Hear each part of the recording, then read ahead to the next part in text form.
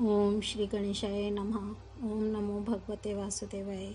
श्रीमद् भागवत में दशम स्कंद 62वां अध्याय प्रारंभ करते हैं।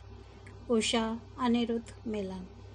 राजा परीक्षित ने पूछा, महायोग संपन्न मुनीश्वर, मैंने सुना है कि यदुवंश शिरोमणि अनिरुद्ध जी ने बाणासुर की पुत्री उषा से विवाह किया था और इस प्रसंग में भगवान श्री कृष्ण और शंकर जी का बहुत बड़ा घमासान युद्ध हुआ था। आप कृपा करके यह वृत्तांत विस्तार से सुनाइए। श्री सुखदेव जी ने कहा, परीक्षित, महात्मा बलि की कथा तो तुम सुन ही चुके हो। उन्होंने वामन रूपधारी भगवान को सारी पृथ्वी का दान कर दिया था। उनके 100 लड़के थे। उनमें सबसे बड़ा था बाणासुर। दैत्यराज बलि का औरस पुत्र बाणासुर भगवान शिव की भक्ति में सदा रत रहता था। समाज में उसका बड़ा आदर था। उसकी उदारता और बुद्धिमत्ता प्रशंसनीय थी। उसकी प्रतिज्ञा अटल होती थी और सचमुच वह बात का धनी था। उन दिनों वह परम रमणीय शोणितपुर में राज्य करता था। भगवान शंकर की कृपा से इंद्र आदि देवता नौकर चाकर की तरह उसकी सेवा करते थे। उसके 1000 भुजाएं थीं। एक दिन जब भगवान शंकर तांडव नृत्य कर रहे थे, तब उसने अपने 1000 हाथों से अनेकों प्रकार के बाजे बजाकर उन्हें प्रसन्न कर लिया। सचमुच भगवान शंकर बड़े ही भक्तवत्सल और शरणागत रक्षक हैं। समस्त भूतों के एकमात्र स्वामी प्रभु ने बाणासुर से कहा, तुम्हारी जो इच्छा हो मुझसे मांग लो। बाणासुर ने कहा, भगवान, आप मेरे नगर की रक्षा करते हुए यहीं रहा करें।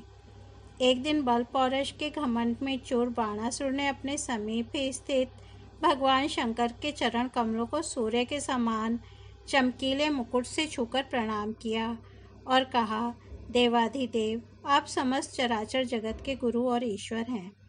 मैं आपको नमस्कार करता हूँ। जिन लोगों के मनोरथ अब तक पूरे नहीं हुए हैं, उनको पूर्ण करने के लिए आप कल्प वृक्ष हैं। भगवान, आपने मुझे 1000 भुजाएं दी हैं, परंतु वे मेरे लिए केवल भार रूप हो रही हैं, क्योंकि त्रिलोकी में आपको छोड़कर मुझे अपनी बराबरी का कोई वीर योद्धा ही नहीं मिलता जो मुझसे लड़ सके।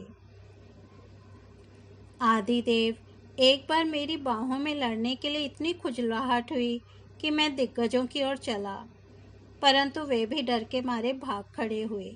उस समय मार्ग में अपनी बाहों की चोट से मैंने बहुत से पहाड़ों को तोड़ फोड़ डाला था।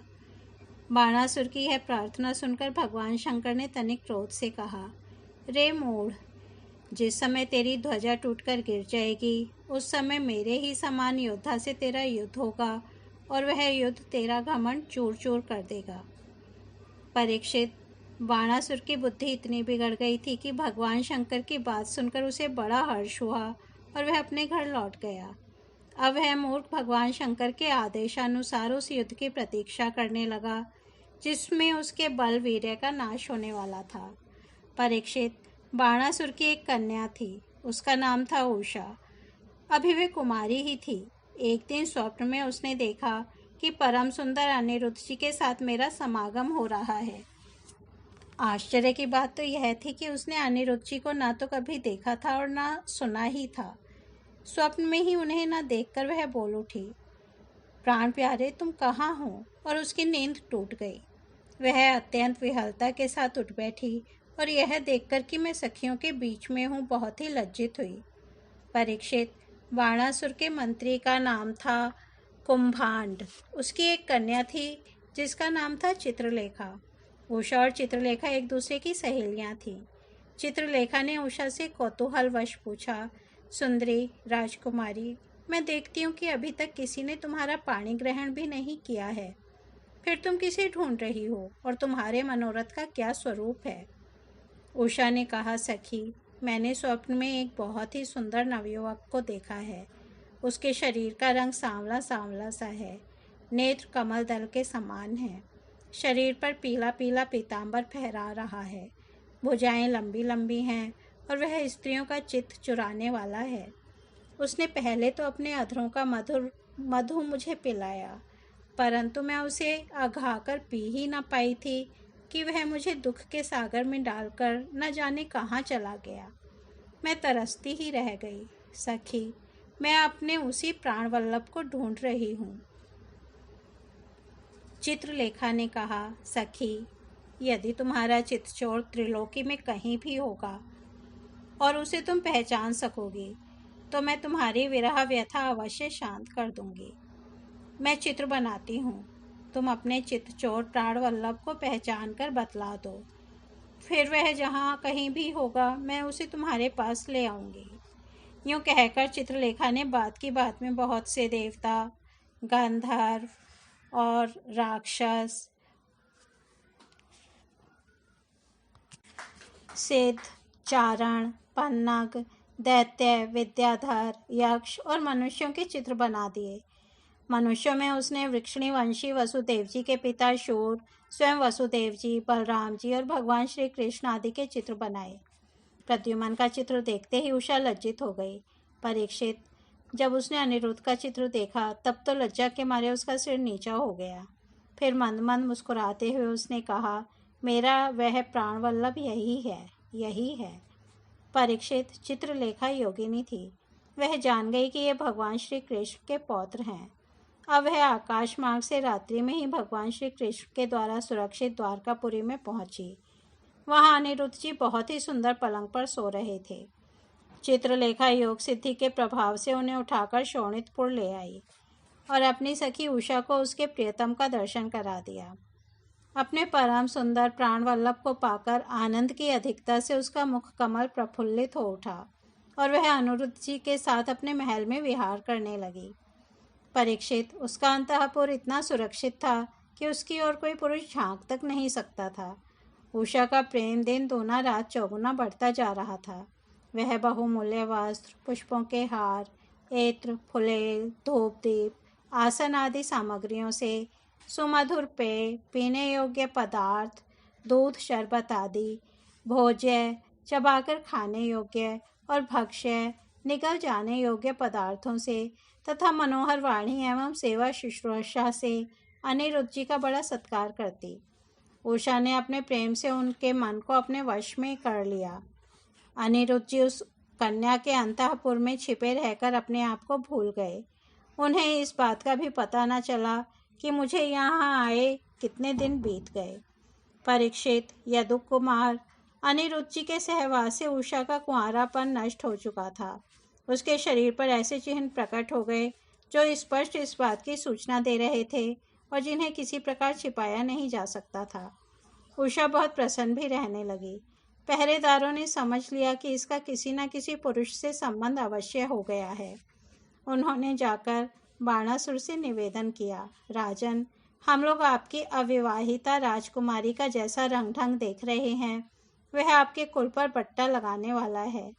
प्रभो, इसमें संदेह नहीं कि हम लोग बिना क्रम टूटे रात दिन महल का पहरा देते रहते हैं। आपकी कन्या को बाहर के मनुष्य देख भी नहीं सकते, फिर भी वह कलंकित कैसे हो गई इसका कारण हमारी समझ में नहीं आ रहा है। परीक्षित, पहरेदारों से यह समाचार जानकर कि कन्या का चरित्र दूषित हो गया है, बाणासुर के हृदय में बड़ी पीड़ा हुई। वह झटपट उषा के महल में जा धमका और देखा कि अनिरुद्ध जी वहाँ बैठे हुए हैं। प्रिय परीक्षित, अनिरुद्ध जी स्वयं कामावतार प्रद्युम्न जी के पुत्र थे। त्रिभुवन में उनके जैसा सुंदर और कोई न था। सांवरा सलोना शरीर और उस पर पीतांबर फहराता हुआ, कमल दल के समान बड़ी बड़ी कोमल आंखें, लंबी लंबी भुजाएं, कपोलों पर घुंघराली अलकें और कुंडलों की झिलमिलाती हुई ज्योति, होठों पर मंद मंद मुस्कान और प्रेम भरी चितवन से मुख की शोभा अनूठी हो रही थी। अनिरुद्ध जी उस समय अपनी सब ओर से सज धज कर बैठी हुई प्रियतमा उषा के साथ पासे खेल रहे थे। उनके गले में बसंती बेला के बहुत सुंदर पुष्पों का हार सुशोभित हो रहा था और उस हार में उषा के अंग का संपर्क होने से उसके वक्षः स्थल की केसर लगी हुई थी। उन्हें उषा के सामने ही बैठा देखकर बाणासुर विस्मित चकित हो गया। जब अनिरुद्ध जी ने देखा कि बाणासुर बहुत से आक्रमणकारी शस्त्रास्त्र से सुसज्जित वीर सैनिकों के साथ महलों में घुस आया है, तब वे उन्हें धराशायी कर देने के लिए लोहे का एक भयंकर परिघ लेकर डट गए, मानो स्वयं कालदंड लेकर मृत्यु अर्थात यम खड़ा हो। बाणासुर के साथ आए हुए सैनिक उनको पकड़ने के लिए ज्यों-ज्यों उनकी ओर झपटते, त्यों-त्यों वे उन्हें मार मार कर गिराते जाते। ठीक वैसे ही जैसे स्वरों के दल का नायक कुत्तों को मार डाले। अनिरुद्ध जी की चोट से उन सैनिकों के सिर, भुजा, जंघा आदि अंग टूट फूट गए और वे महलों से निकल भागे। जब बलि बाणासुर ने देखा कि यह तो मेरी सारी सेना का संहार कर रहा है, तब वह क्रोध से तिलमिला उठा और उसने नागपाश से उन्हें बांध लिया। उषा ने जब सुना कि उसके प्रियतम को बांध लिया गया है, तब वह अत्यंत शोक और विषाद से विहल हो गई। उसके नेत्रों से आंसू की धारा बहने लगी, वह रोने लगी। इस तरह से श्रीमद् भागवत में दशम स्कंध 62वां अध्याय समाप्त होता है। कल हम 63वां अध्याय भगवान श्री कृष्ण के साथ बाणासुर का युद्ध सुनेंगे। तब तक हम यहीं विराम देते हैं। हरि ओम तत्सत।